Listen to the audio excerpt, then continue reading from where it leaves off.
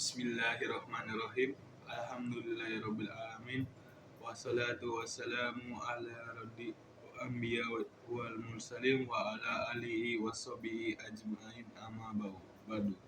Segala puji bagi Allah, Tuhan semesta alam, rahmat dan selamat berlimpah atas paling mulianya Nabi dan Rasul, juga atas keluarga dan para sahabat, serta kepada yang pengikut mereka dan benar sampai hari kiamat ada setelahnya.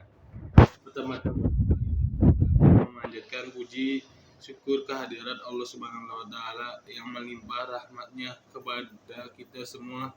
Kita bersyukur untuk berkumpul di pagi yang cerah ini dengan nikmat kesehatan yang diberikannya. Tak lupa pula salawat dan semoga tercurah junjungan kita Nabi Muhammad SAW kepada keluarga dan sahabatnya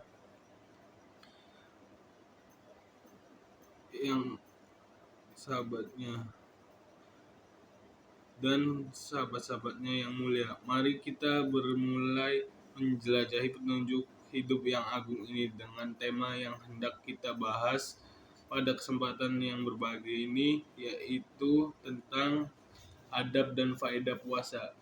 Adab berpuasa. Puasa memiliki adab-adab yang harus ditunaikan oleh siapa saja yang sedang menjalankan. Di antara adab berpuasa, yang pertama, menahan pandangan, yaitu menahan pandangan dari melihat hal-hal yang diharamkan, melihat aurat dan wanita yang bukan muhrimnya, karena wanita itu aurat dan mendatangkan fitnah. Allah telah berfirman, artinya, katakanlah kepada laki-laki yang berfirman, hendaklah mereka menahan pandangannya dan memelihara kemaluannya, yang demikian itu adalah lebih suci bagi mereka. Sesungguhnya Allah Maha mengetahui apa yang mereka perbuat. Dalam ayat lainnya Allah juga berfirman, artinya, dan janganlah kamu mengikuti apa yang kamu tidak mempunyai pengetahuan tentang. Sesungguhnya mendengar, melihat, dan hati semua itu akan diminta pertanggungjawabannya. Yang kedua, menjaga pendengarannya, yaitu menjaga dari segala hal yang diharamkan atau yang dibenci, karena manusia akan ditanya tentang pendengarannya sebagaimana pula ditanya tentang penglihatannya, seperti yang telah disebutkan di dalam ayat di atas. Orang yang mengucapkan ucapan buruk atau ucapan batil dan orang-orang yang mendengarkan, maka keduanya telah bersirat di dalam perbuatan dosa. Yang ketiga, menjaga lisan, yaitu memeliharanya dari segala ucapan yang buruk dan keji, dari memfitnah dan maka wajib bagi seorang yang berpuasa untuk meninggalkan ucapan dusta, ghibah, mujing, namimah, adu domba, bertengkar, mencaci dan mencela orang lain. Dan hendaklah dia memilih diam atau menyibukkan diri dengan sesuatu yang dapat mendekatkan diri kepada Allah, sebagai membaca Al-Quran, berzikir kepada Allah, berdoa, beristighfar, dan amar ma'ruf nahi munkar, karena setiap yang diucapkan oleh manusia akan menjadi buram bagi kecuali zikrullah dan segala bentuk ketaatan kepada Allah. Yang keempat, menjaga perut. Maksud adalah jangan sampai memasuk sesuatu yang haram ke dalam perut, baik berupa makanan atau minuman. Di dalam hadis disebutkan, tidak masuk surga daging yang tubuh yang menghasilkan haram. Seorang muslim berpuasa menahan diri dari yang halal, maka selayaknya dia pun menahan diri dari yang haram yang dapat mencelakakannya. Seorang muslim jangan sampai menipu di dalam bermuamalah atau menjual dagingnya dengan sumpah palsu. Demi pula hendaklah dia jangan mengambil penghasilan dari segala yang berbau riba. Yang kelima, menjaga kemaluan. Rasul bersabda, siapa yang dapat menjamin untuk untukku apa yang ada di antara dua janggut lisan dan apa yang ada di antara dua kaki kemaluan, maka aku menjamin untuk surga. Yang keenam, menjaga tangan dan kaki, yaitu jangan sampai tangan tersebut melakukan sesuatu yang haram seperti memukul orang, dan kaki yang jangan sampai melangkah menuju yang haram. Seluruh adab-adab yang tersebut di atas hendaklah semestinya dijaga oleh setiap muslim kapan saja, bukan hanya ketika berpuasa. Adapun dalam puasa, maka hal itu sangat ditentukan karena dapat merusak dan melayapkan pahala orang yang puasa kalau seseorang dapat menjaga diri segala yang diharamkan, baik pendengaran, penglihatan, makanan, minuman, langkah kaki, dan bergerak tangan, maka diharapkan dia akan mengampuni Allah dan kebebasan dari api neraka, dan tentunya dia akan mampu meninggalkan itu semua di luar bulan puasa. Faedah berpuasa. 1. Cara menunjukkan takwa. Allah berfirman, "Hai orang-orang yang beriman, diwajibkan atas kamu berpuasa sebagaimana diwajibkan atas orang-orang yang sebelum kamu agar kamu bertakwa." Allah menyebutkan bahwa puasa memberikan faedah yang sangat besar dan banyak yang terkandung di dalam, yakni agar kalian bertakwa. Maksudnya, ia agar berpuasa tersebut menjadi saran bagi diri dari yang halal, maka selayaknya dia pun menahan diri dari yang haram yang dapat mencelakakannya. Seorang muslim jangan sampai menipu di dalam bermuamalah atau menjual dagingnya dengan sumpah palsu. Demi pula hendaklah dia jangan mengambil penghasilan dari segala yang berbau riba. Yang kelima, menjaga kemaluan. Rasul bersabda, "Siapa yang dapat menjamin untukku apa yang ada di antara dua janggut lisan dan apa yang ada di antara dua kaki kemaluan, maka aku menjamin untuk surga."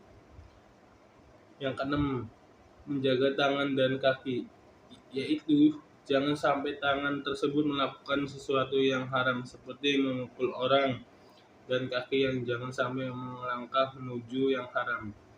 Seluruh adab-adab yang tersebut di atas hendaklah semestinya dijaga oleh setiap muslim kapan saja, bukan hanya ketika berpuasa. Adapun dalam puasa, maka hal itu sangat ditentukan karena dapat merusak dan melayapkan pahala orang yang puasa kalau seseorang dapat menjaga diri segala yang diharamkan, baik pendengaran, penglihatan, makanan, minuman, langkah kaki, dan bergerak tangan, maka diharapkan dia akan mengampuni Allah dan kebebasan dari api neraka, dan tentunya dia akan mampu meninggalkan itu semua di luar bulan puasa.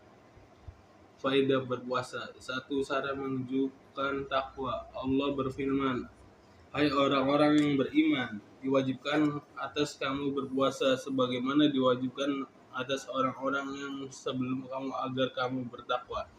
Allah menyebutkan bahwa puasa memberikan faedah yang sangat besar dan banyak yang terkandung di dalam, yakni agar kalian bertakwa. Maksudnya, ia agar berpuasa tersebut menjadi saran bagi kalian untuk menanggapi ketakwaan dan agar kamu menjadi orang yang bertakwa dengan melaksanakan puasa tersebut.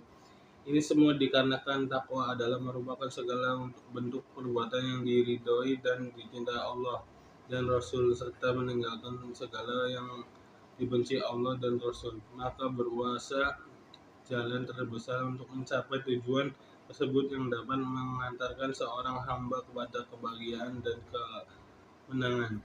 2. Menahan keimanan. Dengan puasa, iman akan bertambah dan seseorang akan melatih dirinya untuk menahan diri dari segala yang mendorongnya kepada keburukan, berupa hawa nafsu dan syahwat yang merugikan, dan Puasa akan membantu kita untuk memperbanyak ibadah seperti salat, baca Al-Quran, zikir, syahadat, dan lainnya sebagainya.